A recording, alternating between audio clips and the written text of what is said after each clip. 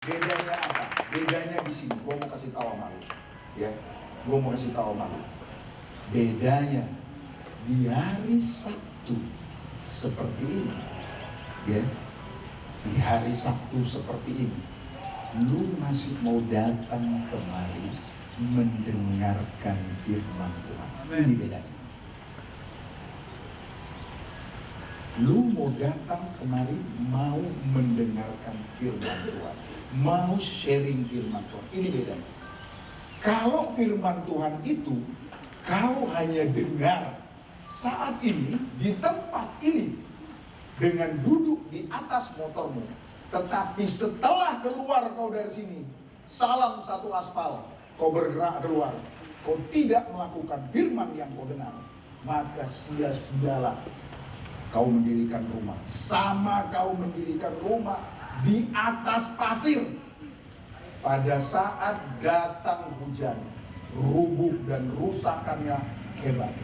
Orang yang datang mendengarkan firman Tuhan di tempat ini, saat ini seperti kau dan saya sekarang ini, tapi tidak melakukannya, firman Tuhan itu sama dengan seperti orang membangun rumah di atas pasir. Begitu ada masalah, lari, mabok lagi, minum lagi, melacur lagi, karaoke lagi, nginek lagi, nyabu lagi, diskotik lagi, maki-maki lagi. Itu orang yang tahu firman Tuhan tapi tidak melakukannya. Begitu datang masalah, begitu ada bisnis rusak, begitu ada pangkat tidak naik, begitu ada keuangan bermasalah, harus jual motor, harus jual aset, begitu ada penyakit, begitu ada sesuatu, kau langsung jatuh. Kau masuk lagi ke dunia kau yang lama. Ini orang membangun rumah di atas pasir, tapi orang membangun rumah di atas batu. Bikers yang membangun rumah di atas batu. Perhatikan, orang yang membangun rumah atau bikers yang membangun rumah di atas batu adalah orang yang tahu firman Tuhan dan melakukannya di dalam kehidupannya. Seperti di Matius 7 ayat 24 tadi. Ada amin? Ada amin? Katakan kanan kirimu, kau jangan hanya di atas motor, tapi lakukan firman Tuhan. Katakan kanan kirimu.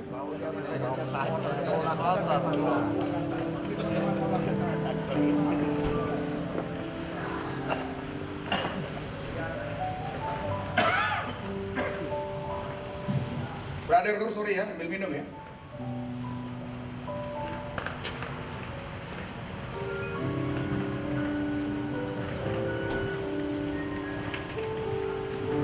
Aku dulu sama dia.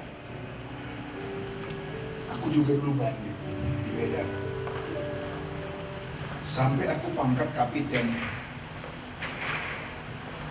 Aku masih melakukan hal-hal yang tidak pantas bagi seorang perwira lulusan akademi militer. Aku masih jual narkoba, pangkat kapten. Aku masih menyelundupkan barang. Segala perpelacuran di kota Medan yang high class itu ada di tangan aku. Ini masa lalu, ya, masa lalu. Karena apa? Lahirnya aku juga adalah dari kalangan bandit. Aku lahir, namaku Immanuel, berarti sama dengan yang dikata Bung tadi. Begitu lahir, mungkin silet putuskan tali ari saya juga pakai Alkitab. Bapak saya dulu hamba Tuhan yang luar biasa di Kota 3. Ya. Nama Immanuel berarti apa? Dari sononya, dari utangmu, dari perut ibumu tuh udah dikenalkan Tuhan. Kenal begitu kecil, begitu gua kecil, sekolah minggu di gereja. Kemudian gua remaja, gua di sini tahu cerita Musa, cerita Nuh, cerita Ebenezer, cerita Daud, cerita Daniel, semua hafal. Nama Immanuel. God with us. Tuhan beserta saya. Sekedar nama, sekedar merek, tahu firman Tuhan, tapi tidak melakukannya. Ini persoalan. Tapi tidak melakukannya. Jadi pada saat datang badai, maka hancurlah semua. Aku hidup dari emperan ke emperan, Papaku kaya, mamaku ada duit, bukan tidak ada. Tapi karena jiwa berontak aku, sifat freedom aku mau keluar. Dari sepeda motor satu ke sepeda motor lain aku dan jambret. Dulu aku jambret pakai motor C90 Honda tua. Dan aku sudah touring dari Jakarta, dari Medan sampai ke Bali pakai sepeda motor Honda Cup C90 tahun 82-81. Cari makan di jalan seperti yang dikatakan tadi. Kau tahu nggak bedanya? Ini gue sekarang mau sharing kata malu sama. Bedanya ada 3. Orang yang tahu firman Tuhan dan tidak melakukannya. Yang kedua, orang yang tahu firman Tuhan dan melakukannya setengah-setengah, pakai kali-kali manusia, untung rugi. Kalau lagi rezeki cengli, oke loh, kita beribadah di RCT. Kalau lagi rezeki tidak cengli, ngapain buang-buang waktu, buang-buang tenaga datang ke sana. Ini ada orang yang kayak gitu. Ada orang yang tahu firman Tuhan, yang ketiga melakukannya dengan secara luar biasa. Tidak penting mau apapun yang terjadi pada diri dia, dia katakan Jesus can do everything. Ada men? Ada men? Kau tahu nggak bedanya? Aku 3 ini udah kualami, bukan kata orang, bukan kata teori, tapi kesaksian hidupku yang mau katakan kepada kau. Ya, pada saat aku di poin yang pertama, pada saat saya yang di poin pertama, saya tahu firman Tuhan. Ya, saya tahu firman Tuhan. Namaku aja Immanuel. Namaku aja Immanuel. Nama Alkitab yang ditancapkan di badanku. Tahu aku firman Tuhan, tapi aku tidak melakukannya. Materi ada aku. Lu bayangin, gue masih perwira pertama, gue udah punya rumah, udah punya mobil, udah punya rantai segede-gede, lebih gede ini kayak gini lah, rantai kapal aku bilang ya. Dia lebih gede dari itu, udah punya gue, duniawi. Gue udah dapat, bos, udah dapat. Dan gue kira gue gak dapat. Sampai teman-teman lu tanya 90 siapa yang malu ginting. Bukan sombong ya, bukan sombong. Dia bilang itu perwira kaya. Karena memang dari sononya, dari kapten aku udah bermain macam-macam. Aku masukkan daging, masukkan Marlboro dari Tanjung Balai, masukkan bawang putih dan lain sebagainya. Semua pekerjaan-pekerjaan sekarang duniawi bisa. Kau ingat nggak waktu Jesus turun dari mana? Dari gunung pada saat dia berpuasa. Dia digoda oleh iblis. Alkitab berkata, dia katakan begini, poin yang ketiga, godaan yang ketiga. Jesus, kau lihat tuh. Semua itu ditunjukkannya kota, dunia, semua itu bisa kau kasih kepadaku asal kau nyembah. Jadi kegelapan, setan, iblis bisa kasih kau secara duniawi. Tapi gua mau kasih tahu sama lu, gua udah ngalamin. Tidak ada damai sejahtera. Tidak ada garansi keselamatan, tapi adalah bayar harga atau tumbal. Bermain dengan metode seperti itu. Tidak ada damai sejahtera. Kau dapat berkat oke, tapi berkatmu adalah berkat harimau. Makan besar hilang karena penyakit, makan besar hilang karena musibah, makan besar hilang karena sesuatu. Itu sudah kualami, brothers, sister. Itu sudah kualami. Tipe yang kedua, orang yang mau ambil untung di dalam pelayanan. Orang yang mau ambil untung di dalam ibadah. Dia tahu firman Tuhan, yang kedua tadi. Dia tahu firman Tuhan, tapi dia melakukannya kalau ada kepentingannya. Maka orang yang seperti ini kau lihat naik turun. Di dalam bisnis, naik turun. Di dalam pekerjaan, naik turun. Di dalam keluarga, naik turun. Naik turun, naik turun. Karena apa? Bermain-main dengan pelayanan. Tapi orang yang ketiga, tahu firman Tuhan, melakukan firman Tuhan, dia bagaikan orang yang membangun rumah di atas batu. Mau dia ada badai, mau dia ada masalah, mau dia ada cobaan, dia katakan, suka-sukamu Tuhan, suka-sukamu Tuhan, yang penting aku tetap setia dan menyembah Engkau. Sampai kapan? Sampai Engkau memanggil aku. Berikan tepuk tangan buat Yesus. Amin. Kalau pada saat kau membuat sikap hatimu seperti itu, wow, dari motormu, aku yakin banyak jiwa-jiwa diselamatkan. Karena kau tidak akan sombong, karena kau tidak akan tinggi hati, karena kau pasti rendah hati. Orang yang rendah hati pasti ditinggikan. Kau pasti bersahaja, kau pasti bersahabat, karena kau melakukan firman Tuhan. Di mana ada kau, ada damai, ada sukacita. Amin. Amin. Dan lihat, orang yang melakukan seperti itu, yang melakukan firman Tuhan, wow, dahsyat men, dahsyat. Dahsyat sekali. Jadi kalau aku bilang dahsyat sekali, semua teriak ya. Oke? Bisa? Ready? Tuhan Yesus dahsyat sekali. Sekali lagi kurang, sama-sama kau masih malu-malu, sama Tuhan aja kau malu-malu. Semangat pagi ini, walaupun belum sarapan bungkur ya.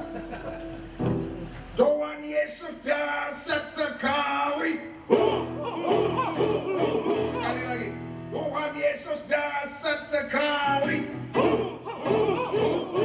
Berikan tepuk tangan buat dia. Aku mau ngajak kau berada. Kita sama-sama bikers. That's kebenarannya hari ini.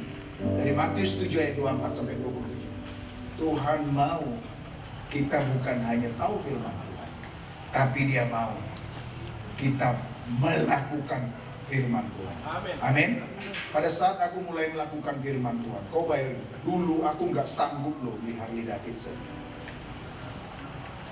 Kalau lihat suara Harley pada saat aku masih pemuda, young man, ya, begitu dengar suara Harley, jantungku berdebar bisa 2 hari, 3 hari itu tau gak, lu ngebayang motor itu terus. Saking maniaknya gue. Dulu motor gua pertama kali Sporter tahun 90-91. Sebelumnya gua pakai GT 125. Sebelumnya lagi gua pakai Intermergy. Jadi bermain di Intermergy dan di Suzuki tahun 80-an. Begitu lewat Harley, kau tahu gak? Jantung bubur. Sampai aku pangkat kapten, berombongan, aduh, Jesus, luar biasa, luar biasa. Aku bilang seperti itu. Aku hanya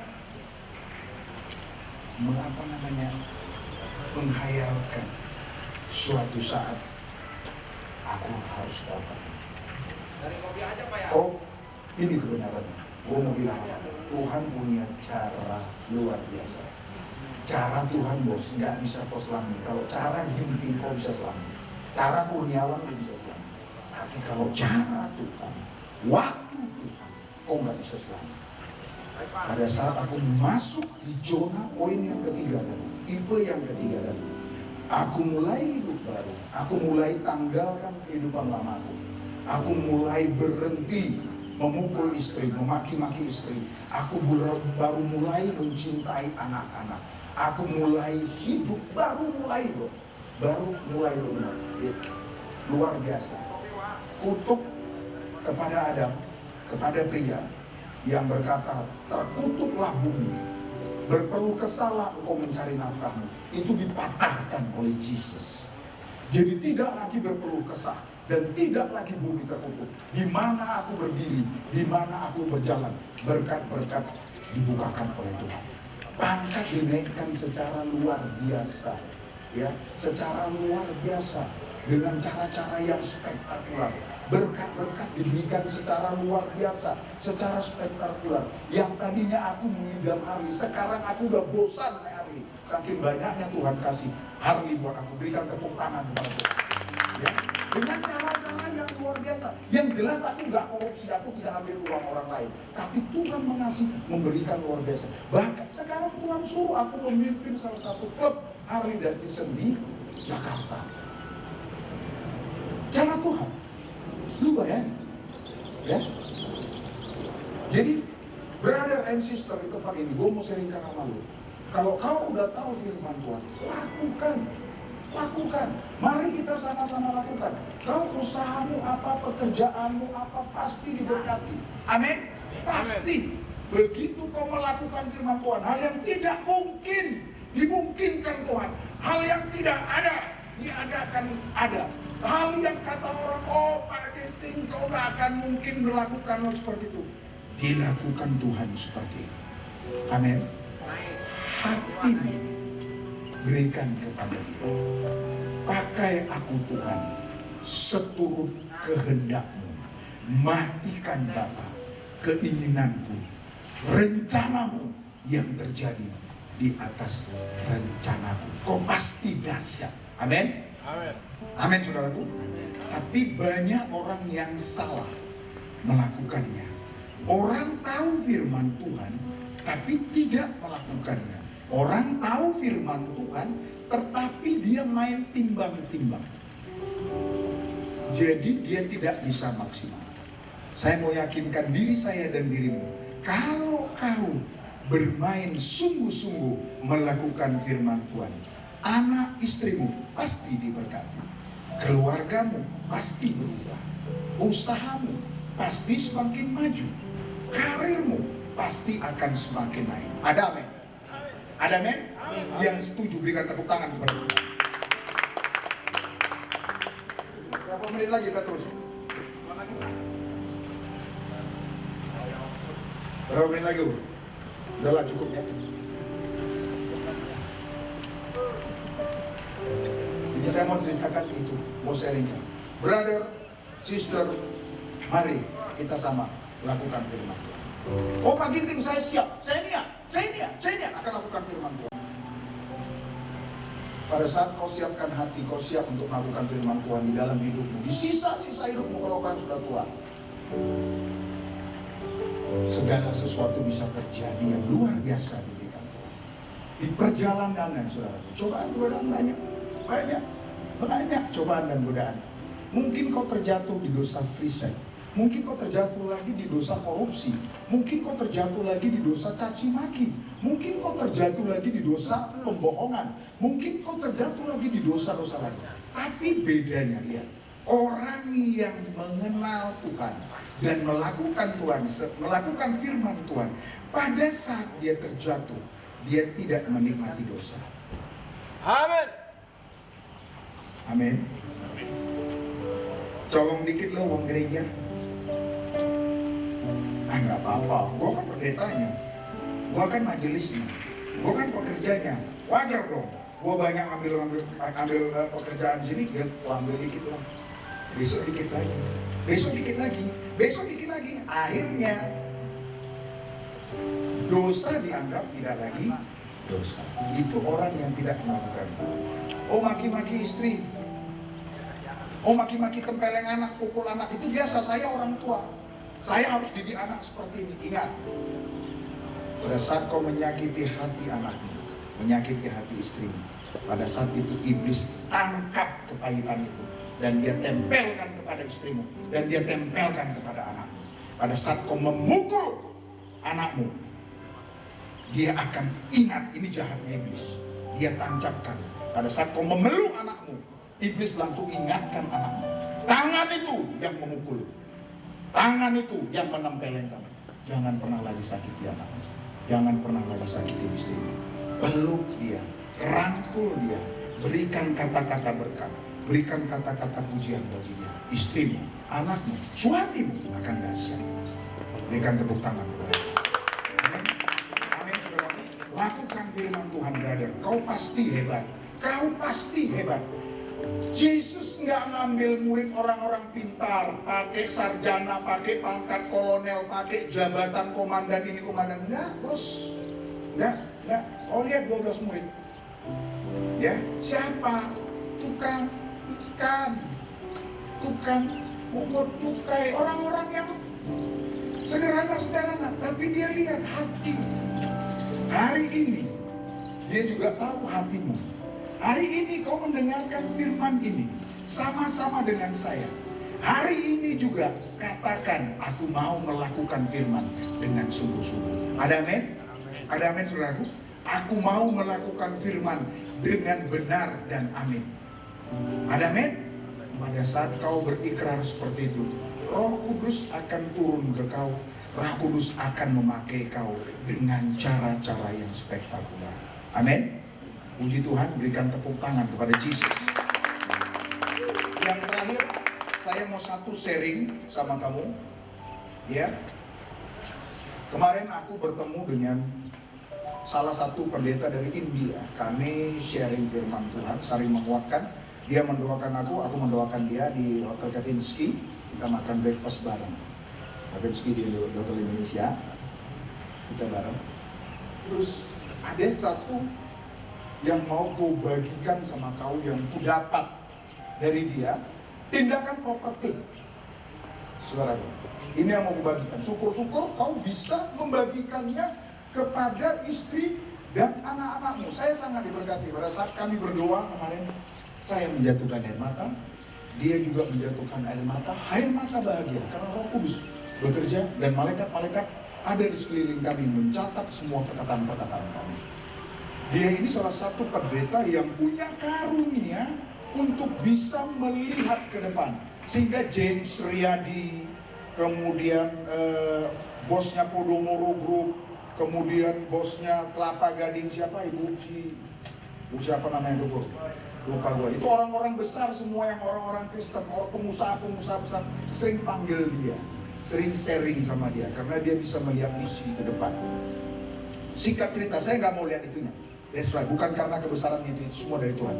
Yang saya mau sharingkan, ada sesuatu hal yang saya tangkap yang luar biasa, dan dia juga ada tangkap sesuatu yang luar biasa dari saya. Ini yang dari dia yang mau saya sharingkan sama kau.